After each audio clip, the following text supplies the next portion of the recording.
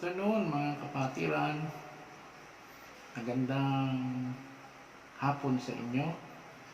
Ngayon ay nais po natin pag-aralan ang salita ng Diyos tungkol po sa sitwasyon ating dinaranas at ating pinagdadaanan sa ating bansa at sa buong mundo. Ang ating pong sitwasyon ay hindi pangkaraniwan. Tilang ito ay end of the world na po, subalit ito po ay hindi pa. Maaring dumaranas po tayo ng mga ganito sitwasyon bilang warning sa atin ang mga nangyayari. Maaring may mga bagay na pinahintulutan ng Diyos at mayroong dahilan ang Diyos kung bakit tayo po ay nakararanas ng ganito. Apat na bagay maaari po nating makita kung ano ang layunin ng Diyos kung bakit. Po. Number 1 ay para makita ng Diyos ang ating pananampalataya kung paano natin ginagamit ito sa mabuting pakikibaka ng pananampalataya. Pangalawa ay makita ng Diyos sa atin ang kanyang kaluwalhatian, ang kanyang kadakilan at kapangyarihan ay mahayag sa ating kalagitnaan. At ang pangatlo ay makita natin kung paano ang mga makasalanan ay magsisi at magbalik loob sa Panginoon. At ang pang-apat ay maaaring ito ay Judgment Day ni Lord sa mga makasalanan. Nais ko pong ibahagi sa atin ang sitwasyon sa buhay ng Israel sa panahong nagkahari si Haring Josaphat ng Juda. Sa ikalawang Kronika 20 ay may pangyayaring sila ay nilusob ng mga kaaway nila sa kanilang paligid na ilang mga bansa nagtulong-tulong at nagbalak na sila ay wasakin at sirain. At si Josaphat ay natakot, 10 ng kanyang mga pinangungunahang bansa ay nagkaroon ng matinding takot dahil napakarami ng kanilang mga kaaway. Subalit, nagsalita ang lingkod ng Diyos. Nung sila'y lumapit sa Diyos, si Haring Josaphat, hinanap nila ang Diyos upang doon ay katagpuin sa templo. Na ganito ang sinasabi sa 2 Kronika 29. Kung ang kasamaan ay dumadating sa amin, ang tabak ng kahatulan o salot o kagutom, kami ay magsisitayo sa harapan ng bahay na ito at sa harap mo, sapagkat ang iyong pangalan ay nasa bahay na ito. At kami ay dadaing sa iyo sa aming pagdadalamhati, at kami ay iyong diringgin at ililigtas. Ito ang covenant ng mga matatanda ng Israel. Hanggang sa kasalukuyan sa paghahari ng Josaphat, ay ito ang kanyang pinuntahan upang hanapin una ang Diyos. Ang ating mga talata ay binigyan ko ng pamagat na how to fight COVID-19 dahil sa sitwasyon na tayo ay may kaaway na hindi natin nakikita. Ang virus. Alam natin, ang virus ay hindi natin nakikita ang ating kaaway. At maaaring ito'y pinahintulot ng Diyos na maranasan ng isang sinuko sa ilang mga rason kung bakit. Subalit ito'y ating bigyan ng buhay na salita ng Diyos ay ating pag-aralan. Ang sabi ni Josaphat, Panginoong Diyos, dito sa tahanan mo, sa templong ito, kami ay magtitipon-tipon upang ikaw ay aming katakuin sa panahon ng digmaan, taggutom, salot, at sa panahon ng daluyong ng kalamidad. Kaya naman, ang ating pong pag-aaralan ay tungkol po sa sitwasyon natin ng salot ng virus.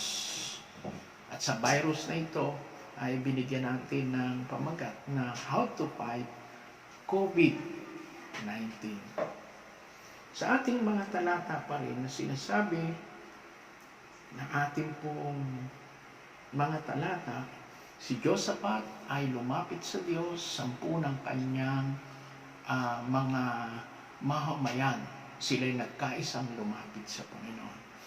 Ang ating pong tatalakayin at ilang mga puntos na ating pong pag-aaralan kung paano natin lalabanan ng COVID ay may 5 puntos na tayo ay ating tatalakayin. Sa ating pong mga talakayan at sa ating pag-aaralan po ang how to fight COVID.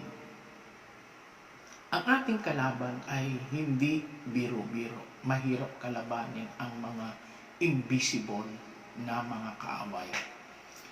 Unang-una, si Satanas ay invisible, hindi natin nakikita. Maging ang mga virus at mga demonyo na pinakawalan mula doon sa abyss ay hindi natin nakikita. Subalit tayo mga Kristiyano ay binigyan ng Diyos ng kapangyarihan at binigyan ng Diyos ng lakas upang labanan ang mga demonyo at labanan ang mga viruses na hindi natin nakikita. Nais kong ibahagi sa atin na sa Ephesians chapter 6:12 na ang sabi, ang ating kaaway ay hindi laman at dugo. Ito'y mga pamahalaan, may kapangyarihan at mga pamahala ng kadiliman at mga kapangyarihan ng hukbo sa himpapawid. Kaya ang ating kalaban ay hindi natin nakikita tulad ng virus o ng COVID. Sa unang puntos na akin pong ibabahagi sa inyo dito po sa ating mga talata sa buhay ng Israel sa pangunguna ni Haring Josaphat. Ang unang nilang ginawa, sila ay nakipagtipan sa Diyos sa pamagitan ng tipan ng kanilang mga ninuno sa Diyos. Anong ibig sabihin ng covenant? Na po. Kaya unang puntos is fight with covenant to God. Ang covenant ay pakikipag-deal sa Diyos kung saan natin sama-samang makikipag-agree, makikipag-deal sa ating Panginoon. Tulad po ng ginawa nila, sila ay nakipag-deal sa Diyos. Sila'y pupunta sa templo sa panahon na sila ay may mga kalamidad, salot, at mga digmaan at tagutom. Tulad ng ating mga dinaranas ngayon, marahil ay ang ilan sa inyo ay post fasting, ang ilan sa atin ay natatakot, nangangamba, na para bang katapusan ng mundo. Mga kapatid, ito'y isang karanasan natin na maaring warning o maaring ito ay pinapakita lamang na totoong may Diyos na dapat tayong tawagan, lapitan. Sa panahon ito, ang mga tao ay walang nagawa dahil hindi na nakikita yung kanilang kalaban. Yung iba kahit may pera, kinakapitan ng virus. Yung iba ay may matataas na tungkulin, kinapitan ng virus. At marami pang iba. Walang pinipili ang ating kalaban. Mayaman, mahirap, maaaring dalawin ni kamatayan. Subalit sa ating pag-aaral, hinarap ni Josaphat ang kaaway sa pamagitan ng pakipagtipan nila sa Diyos.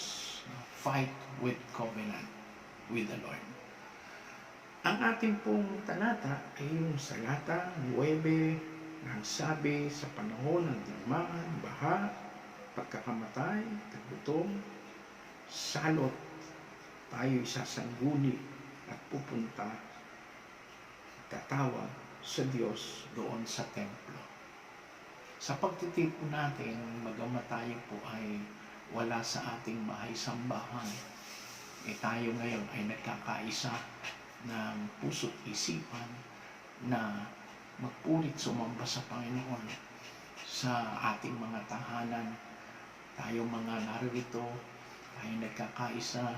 Kung ikaw man ay nakikinig ng aral na ito, ito'y panahon na para tayo ay makinig sa Panginoon. Makipag-deal ka sa Panginoon.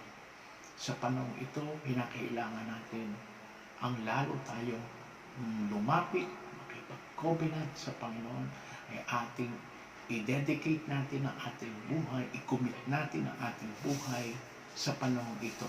Dahil ang kamatayan ay walang pinipili. Okay.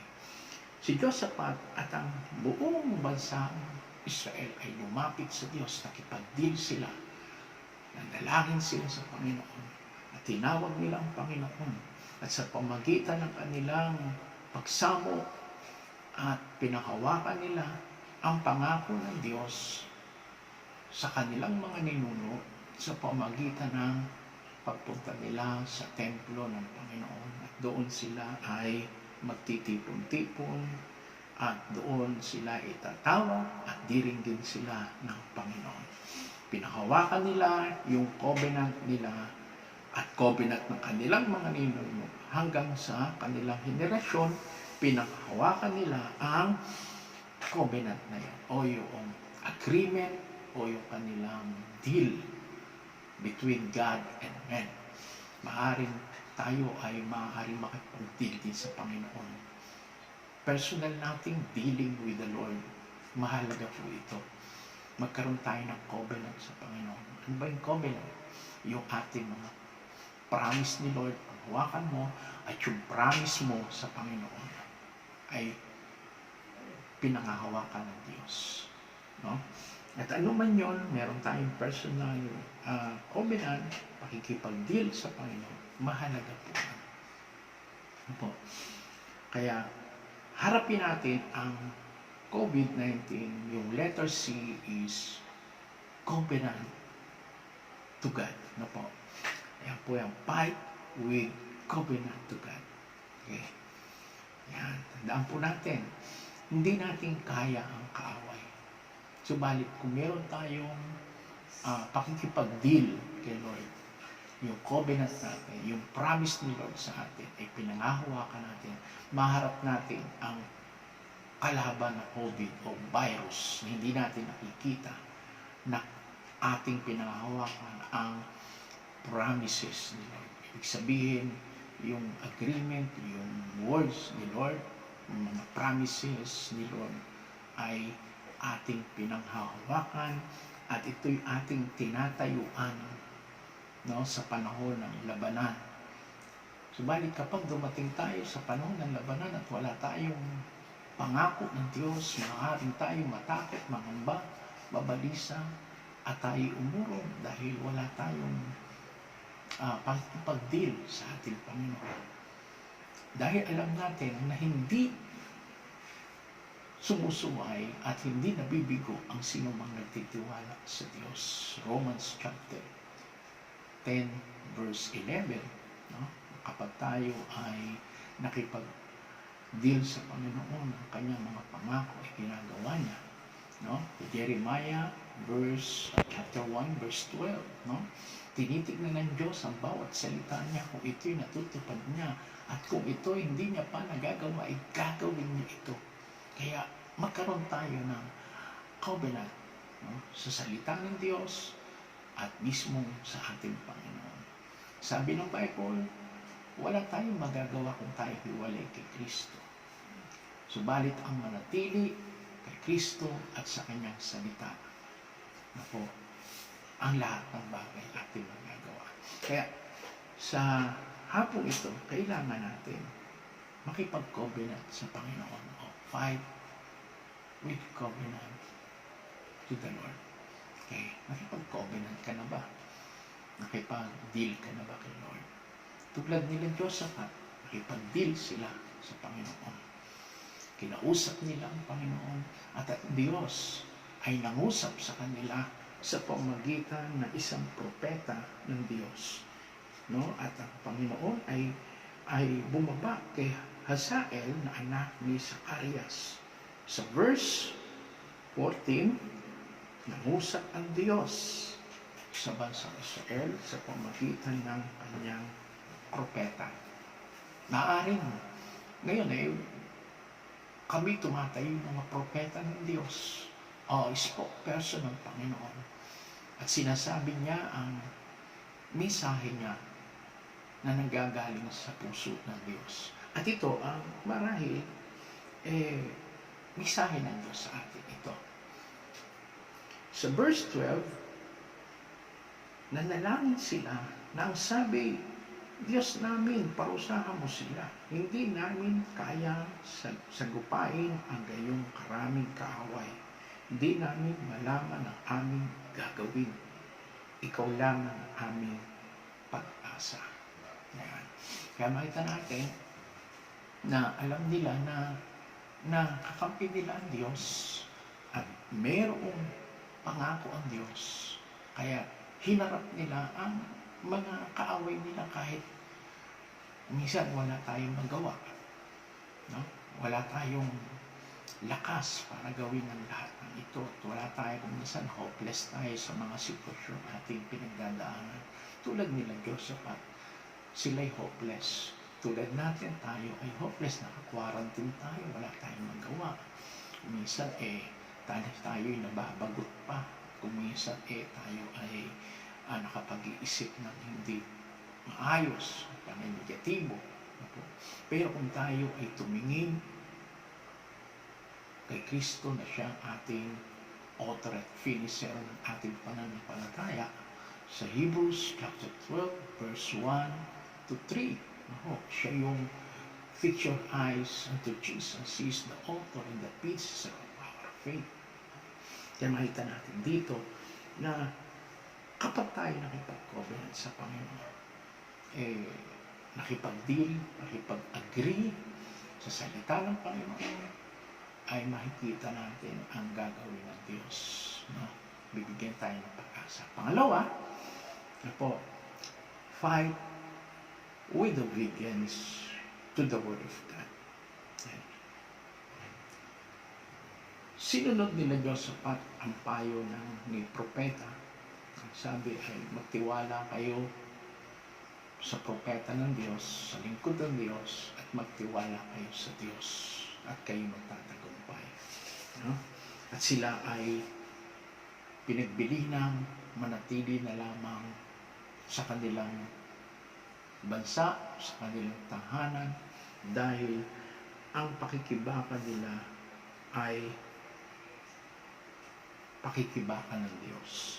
Sa verse 15, makita natin dito, verse 14, ang Espiritu to'y bumaba kay Hazael na anak ni Zacarias, siya'y apo ni Benaiah na anak ni Jael na apo naman ni Matanias, isa sa mga Levitang anak ni Asa. Verse 15, sinabi niya, makinig kayo, Haring Josaphat, gayon din kayong mga taga-Juda at Jerusalem. Ganito ang sinasabi sa inyo ni Yahweh. Huwag ninyong sirain ang inyong loob. Huwag kayong matakot dahil sa makapal na kaaway, ito'y ipakikipaglaban niya para sa inyo. Kaya ang ating Diyos ang lalaban para sa atin. At ito ay isang assurance natin at ng Diyosaphat na ang labanan sa hindi nakikita ay labanan espiritual, kaya dapat lamang ang ating laban ay ang kakampi natin ay ang Panginoon, hindi natin nakikita. Subalit, nais ng Diyos ay maging obedient lamang tayo sa kanyang mga salita. Pero maraming mga pasaway, no? Sa panahon na sabi huwag lumabas, lipa na naman yung mga tao, no? Kung saan-saan. At yung iba naman sinabi ng ganito,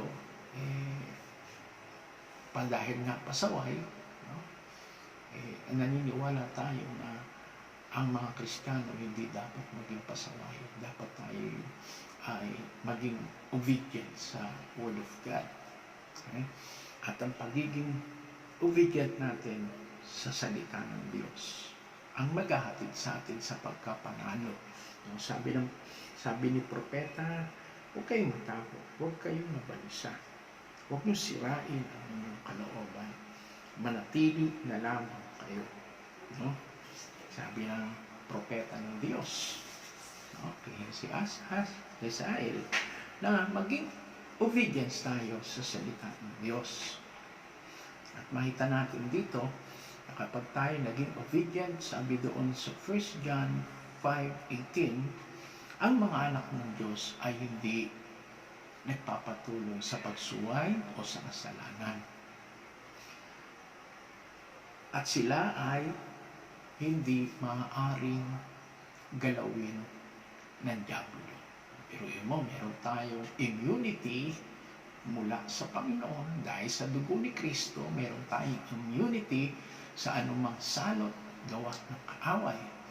Alala nyo sa panahon ni Moses na ang mga may pahid ng kanilang hamba na kanilang pinto ng dugo ng kordero ay hindi nagkaroon ng sakit o salot sa kanilang tahanan dahil sa dugo ng kordero.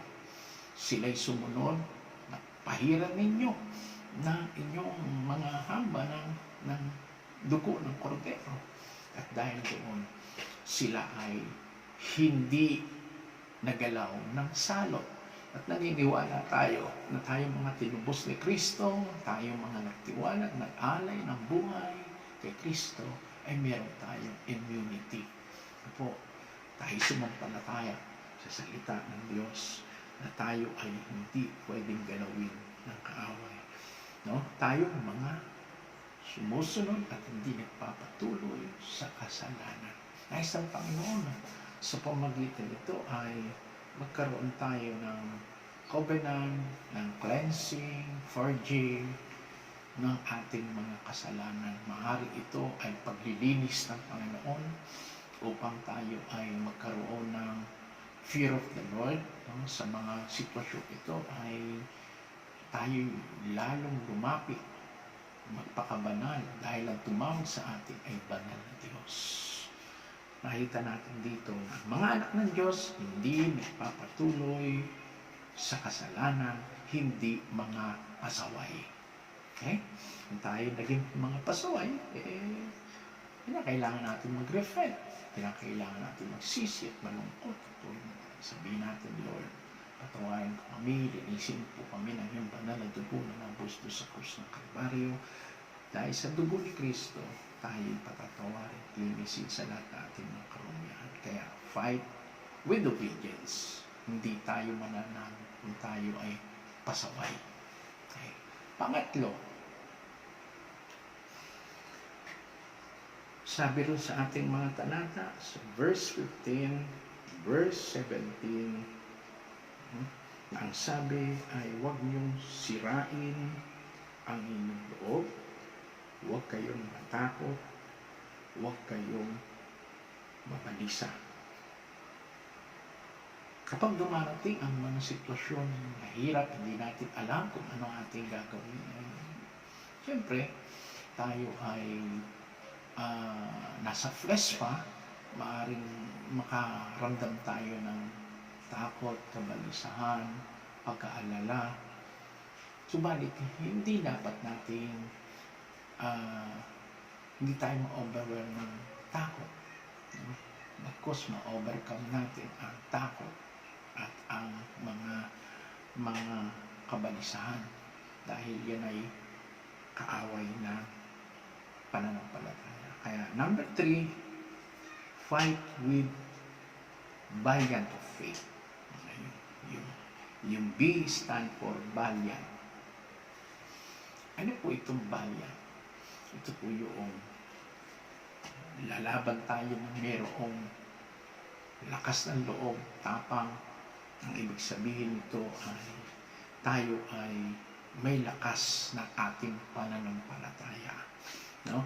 Dahil sa may pananampalataya ka, sabi ng Bible, kasi liit ng butil ng mustasa na pananampalataya ay kaya mong buhatin ang bundok at mailipat kung saan mo gusto. At ito ang pananampalatayang nais ng Diyos.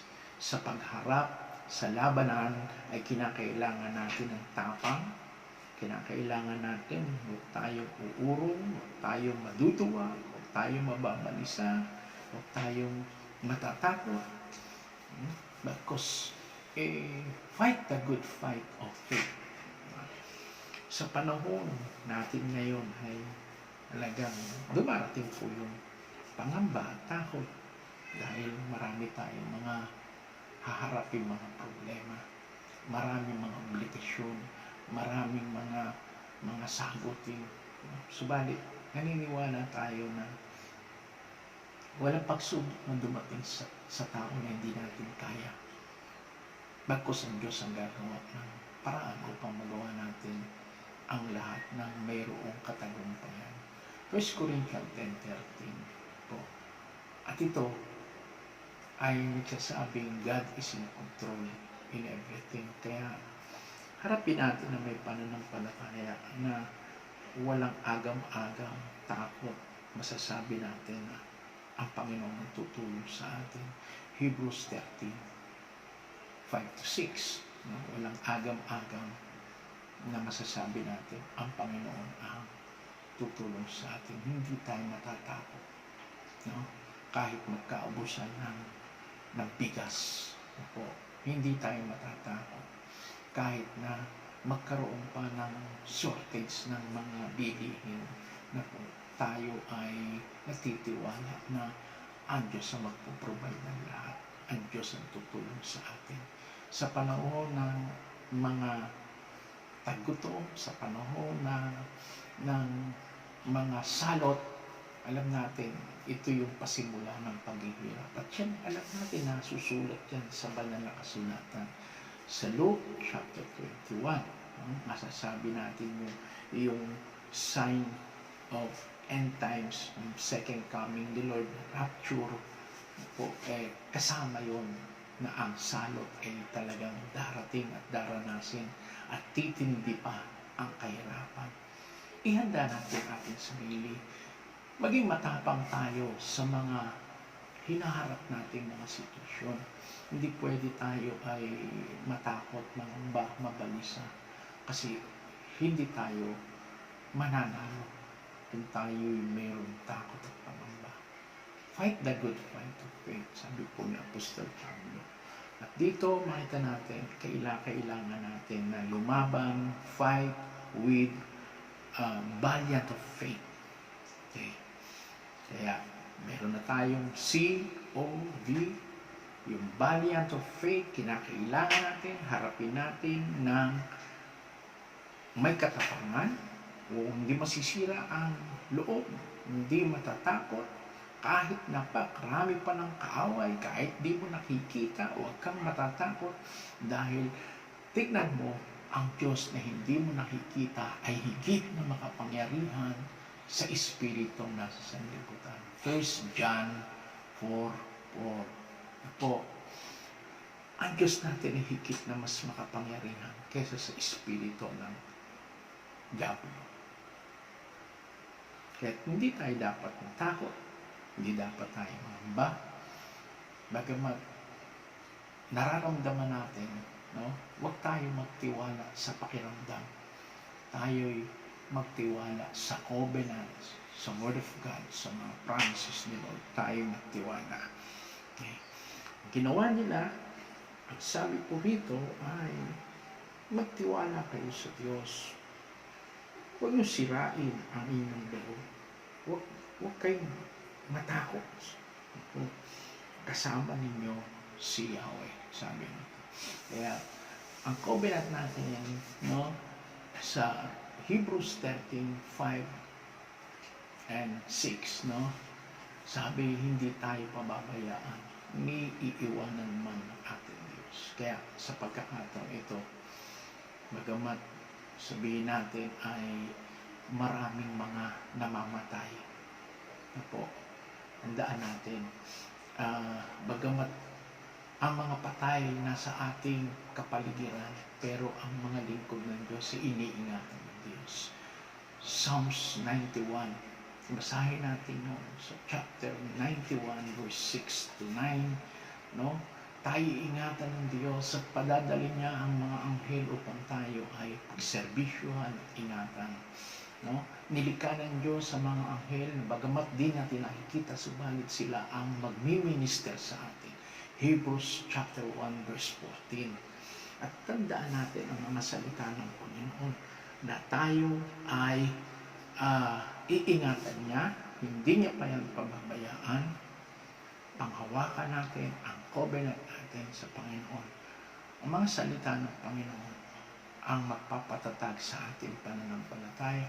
Habang pinapakinggan natin, pinag-aaralan natin, binabasa natin ang salita ng Panginoon, lalo pa pagka ito ay ating tinutupad at sinusunod, ay may kapangyarihan mula dito. Ang salita ng Diyos ay hindi maglalaho. Okay? Langit at lupa ay maglalaho, subalit ang pangasalita ng Diyos, lahat ng yan ay matutupad. Pangako natin, panghawakan natin ang salita ng Diyos. O pang-apat, yung I stand for fight with intercession. Ano po ito, intercession?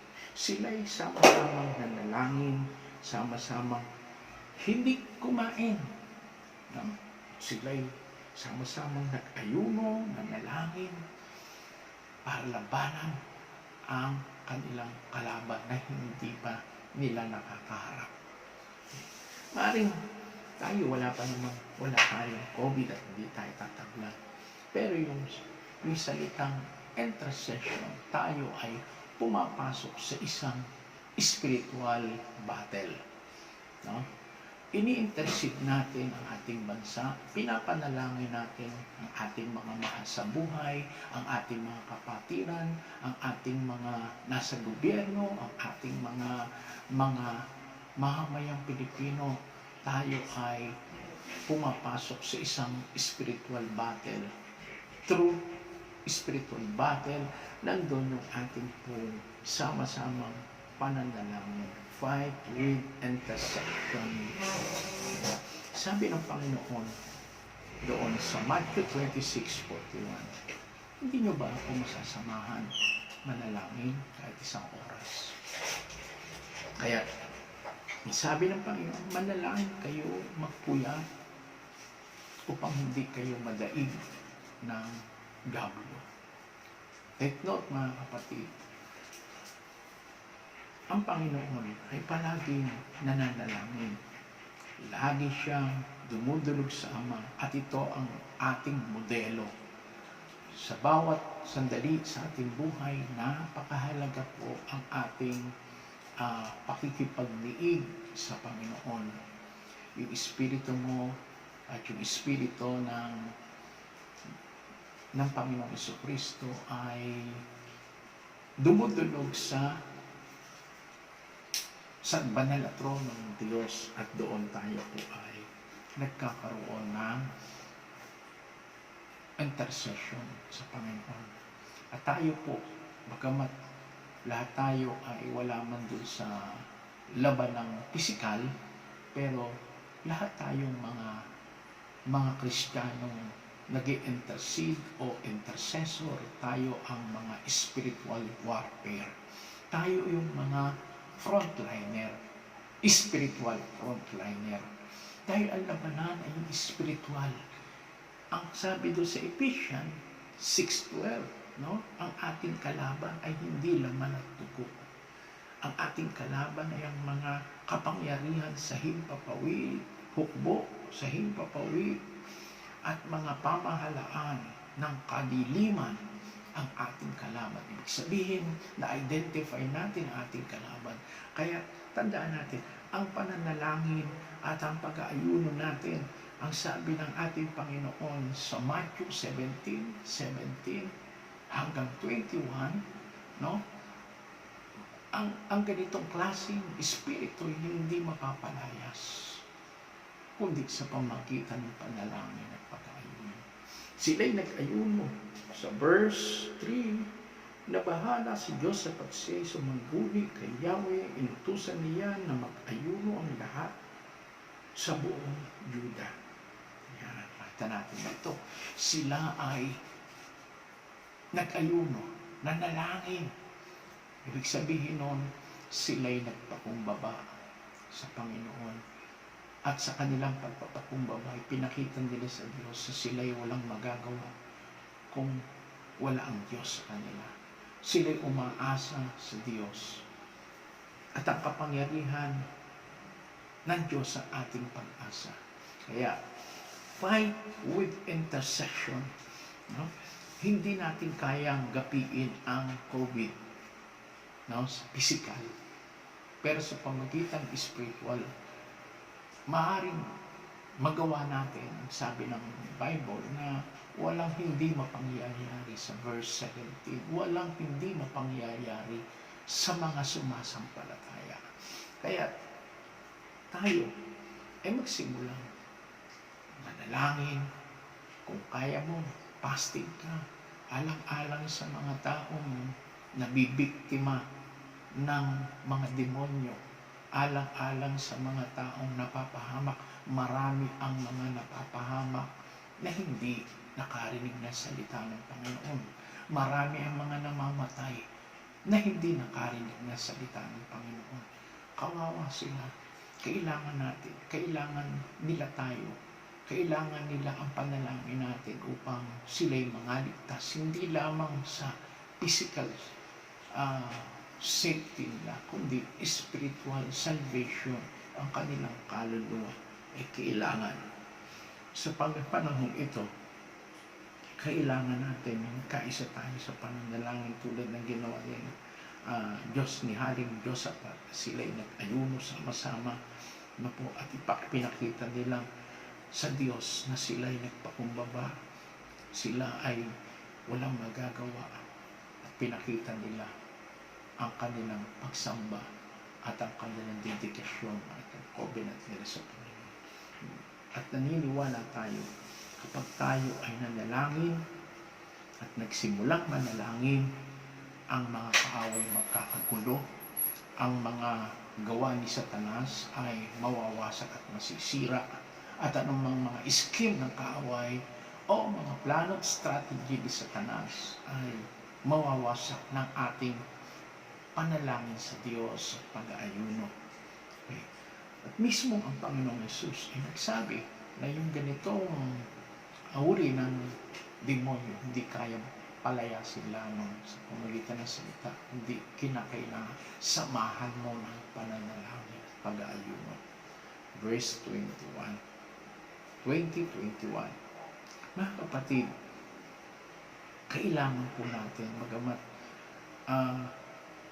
tayo po ay naharap sa mabigat na problema ng ating bansa. Hindi mo lang problema ito. Hindi mo lang personal problem. Kung ang problema mo ay mas malaki ang problema ng ating pamahalaan. No? Kaya sa pamagitan ng ating prayer warrior, tayo ang mga frontliner na hindi nakikita ng mga tao. Ipakita natin sa Diyos. Humarap tayo sa Diyos. Tanging ang Diyos lamang ang makagagapi at ang mga Kristiyano sumasampalataya. Kailangan natin ang sama-samang pananalangin pag-ayun. Okay, pang-apat, COVID, yung huling-huli ay yung D stand for fight with the declaration of victory. So verse 21, matapos niyang paalalahanan ang mga tao, pumili siya ng mga awit at pupuri kay Yahweh dahil sa kanyang kahangahangang kabananan. Ang mga ito inilagay niya sa unahan ng hukbo at habang daay umaawit. Ano yung awitin nila? Ito po, magpasalamat kayo kay Yahweh sapagkat ang kanyang pag-ibig ay walang hanggan. Take note, bakit ang piniling lyrics ng mga awit ni Haring Josaphat ay pasasalamat. Take note, pasasalamat. Hindi pa sila nagkakaroon ng triumphant. No? Hindi pa sila nagkakaroon ng victory. Nagpapasalamat na. Yan ang step of faith. Ito, na bagamat wala pa, pero nagpapasalamat na. Okay. At ang sabi rito, ang yung mga awit ang naging frontliner sa hukbo ng Israel. Ano ba ang laban ng mga humahawak ng tambol, humahawak ng tambourine, ng gitara, ng mga musician, ng mga song leader? Anong laban nila at apanama nila sa mga pana, kanyon at ilang pang mga bomba, baril, para sila ay sumuong sa gera ng labanan. Pero magtataka tayo na ang sandata natin ay nakapaghuguho ng utak ni Satanas. Ano po yun? Ang sandata nating spiritual ay ang salita ng Diyos, pananampalataya, panalangin, pag-aayuno, at pagpupuri sa Diyos. Kaya makita natin ang deklarasyon nila ng pagpupuri na po ay gano'n na lamang. Po, sabing gano'n, pinili ni Haring Josaphat ang mga musikero, mga awit, at inilagay sa unahan. Okay. Handa po ba tayo umawit sa Panginoon? Puri sa panahon na kahirapan, sa panahon ng problema, sa panahon walang makain, sa panahon na tayo po ay may mga kinaharap na matitinding problema sa pinansyal, sa pagkain, sa kalusugan, maging sa national problem, crisis. Kailangan natin at kailangan kayo ng ating bansa. Okay. Kaya simulan natin sa ating magsisimula ang tagumpay. Hindi sila nagreklamo, hindi sila nagmarmaring, hindi sila nagreklamo sa mga mayor, wala pang binigay si mayor. Yung iba nagreklamo guys, binigay sa kanila NFA na bigas, yung iba ay sardinas. Huwag nang ganon. Bilang tayo mga Kristiyano, magpasalamat tayo kung ano yung binigay sa atin. Okay. In everything give thanks unto the Lord, for this is the will of God. No? 1 Thessalonians 5:18. No? Kaya sa lahat ng pangyayari, magpasalamat tayo tulad ni Job. Diba, napag-aralan natin chapter 1 at chapter 2, basahin niyo po yun. Kung paano hinarap ni Job ng mayroong pagpasalamat, pagpupuri, pagsamba, at makita natin kinalugdan ng Diyos si Job. At ganoon din ang bansang Israel sa panahon ni Josaphat. Dininig ng Diyos ang kanilang pagpupuri. Kung pumailang lang sa langit ang pagpupuri na bayan ng Diyos. At ito'y narinig ng mga anghel at narinig ng mga kaaway, narinig ng mga demonyo. Ang mga pagpupuri, ang mga panalangin, at dahil doon sila ay natulig, sila ay nalito, sila ay nagulo, at sila ay na-disperse, at dahil doon sila ay nagpatayan. Naniniwala tayo ang mga frontliner sa spiritual battle. Handa po ba tayo makipag-covenant sa Diyos? Handa ba tayong tumindig? Sabi ng Biblia, stand still. At ito ang nais ng Panginoon. At dahil doon, na sila'y nakibaka sa mabuting pakikibaka, sabi ng Bible, sila'y pinagtagumpayan ni Lord sa kanilang labanan. Sa hapon ito, bagamat tayo ay hiwa-hiwalay, magpuri ka at manalangin. Maaari, sumama po kayo sa pag-aayuno para sa ating pamilya, para sa ating iglesia, sa mga kapatiran, at para sa ating bansang Pilipinas at sa buong mundo. Isama natin sila sa panalangin. Magkaroon tayo ng dalahin at pasanin. At nais ng Panginoon na makita sa atin yung passion para sa mga tao, sa mga kaluluwa. Nais ng Panginoon sila'y maligtas. At sa pamagitan ng pagbabaka natin ng mabuting pakikibaka, alam naman natin ang COVID ay isa itong substance, no? Na maaaring ito yung virus na substance na ito ay pumatay unti-unti sa tao. Pero ito ay maaaring inalaw ng Panginoon na po ang mga demonyo na gawin ang mga ganitong bagay ng pangwawasak at pagsisira. Subalit narito tayo para hadlangan, wasakin ang gawa ng at lalang ng Diablo. Ito ang ating misyon sa mundo ito.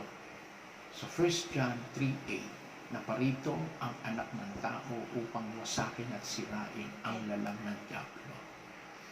Ikaw ay tinalagyan ng Panginoon, kinomisyon ng Panginoon upang wasakin at sirain ang gawa ng Diablo at ang mga demonyo. Narito tayo ay binigyan ng power and authority upang lumaban sa mga invisible na mga kaaway. At tayo ay narito sa pamagitan ng paglaban natin. Ang step nito ay dapat natin tandaan ang mga pinag-aralan natin ito. No? Tayo ay magtatagumpay sa tulong ng Panginoon. Pagkatapos nito, sila'y nagtagumpay, pasalamat, at ang kanilang mga kaaway ay naghandusay, at ang mga kaaway nila ay nalito, gulo at maaring sa pananalangin. Idideklara natin ang pasasalamat, pagtatagumpay, pagpupuri sa Panginoon. Tayo magsawang magpuri at magpasalamat sa Panginoon.